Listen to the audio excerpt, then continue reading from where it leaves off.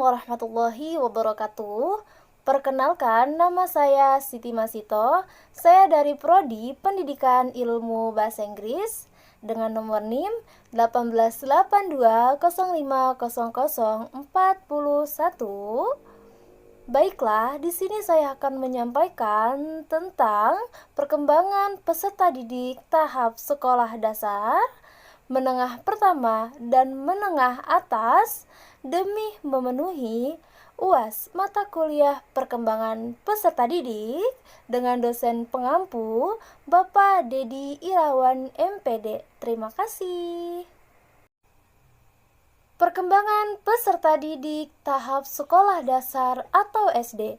Dalam psikologi perkembangan, usia peserta didik di SD berada dalam periode late childhood atau akhir masa kanak-kanak.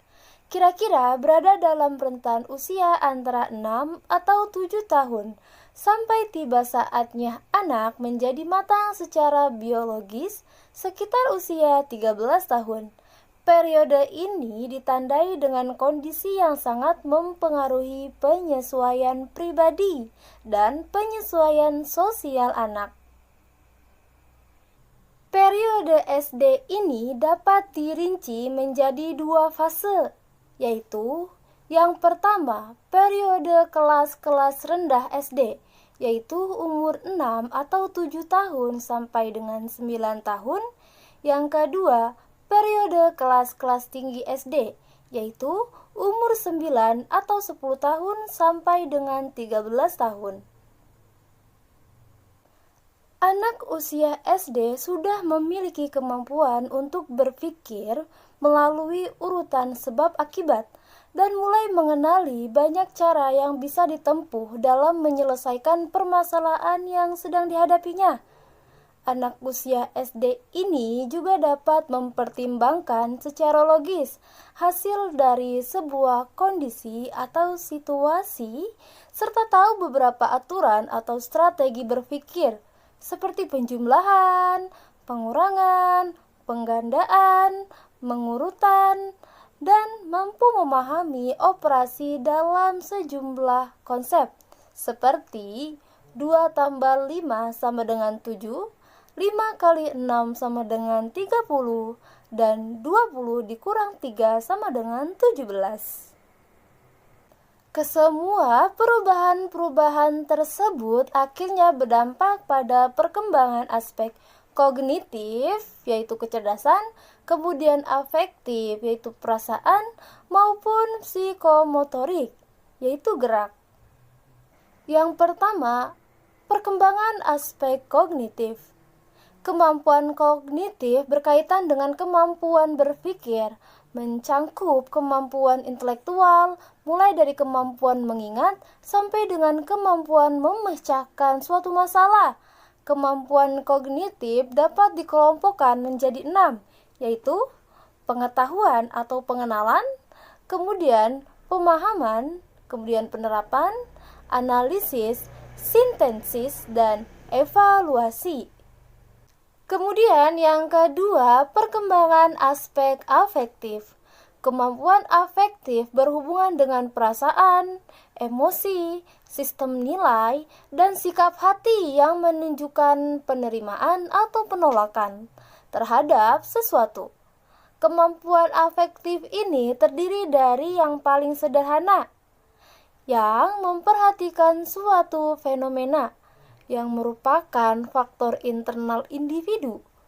Kemampuan ini dapat dikelompokkan menjadi 5, yaitu pengenalan atau penerimaan, pemberian respon, penghargaan terhadap nilai, pengorganisasian, dan pengamalan.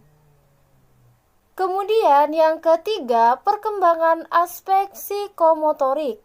Perkembangan psikomotorik berkaitan dengan keterampilan motorik yang berhubungan dengan anggota tubuh atau tindakan yang memerlukan koordinasi antara syaraf dan otak.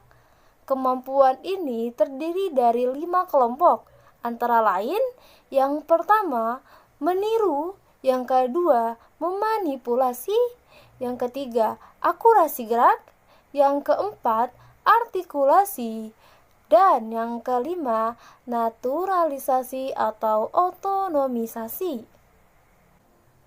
Kemudian, perkembangan peserta didik tahap sekolah menengah pertama atau SMP.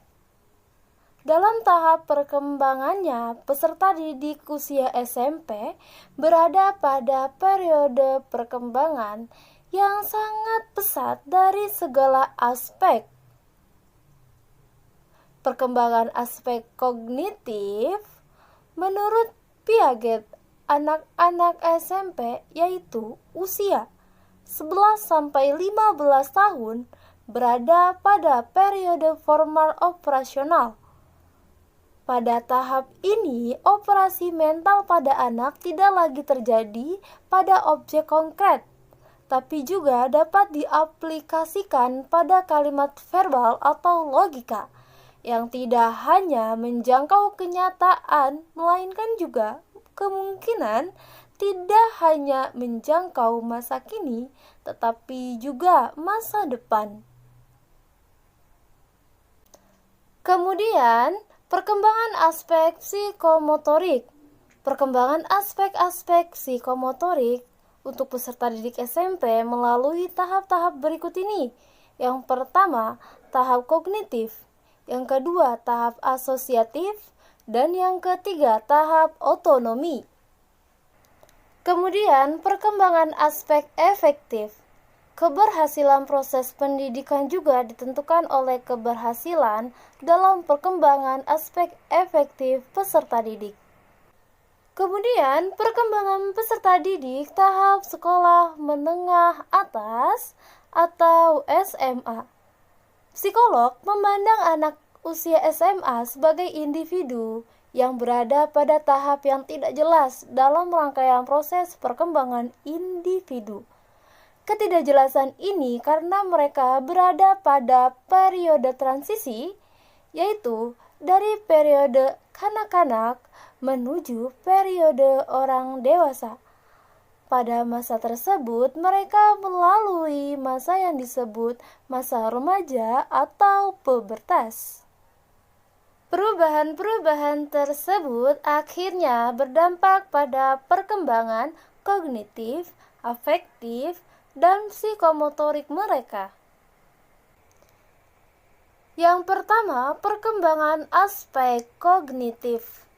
Pada masa remaja terjadi kematangan intelektualitas yang berkembang bersamaan dengan kematangan organ seksualnya. Selain terjadi perubahan fisik dan sosial juga terjadi perubahan dalam cara berpikir dan pengolahan informasi. Kemudian yang kedua, perkembangan aspek afektif. Masa remaja dikenal dengan masa storm and stress, yaitu terjadinya pergolakan emosi yang diiringi dengan pertumbuhan fisik yang pesat dan pertumbuhan secara psikis yang bervariasi. Kemudian yang ketiga, perkembangan aspek psikomotorik. Kemampuan psikomotorik ini berkaitan dengan keterampilan motorik yang berhubungan dengan anggota tubuh atau tindakan yang memerlukan koordinasi antara syaraf dan otak.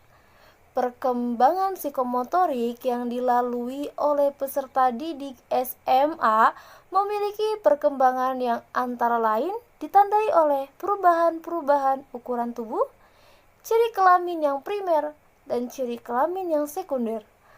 Perubahan-perubahan tersebut dikelompokkan dalam dua kategori besar, yaitu percepatan pertumbuhan dan proses kematangan seksual yang bersifat kualitatif dan kuantitatif.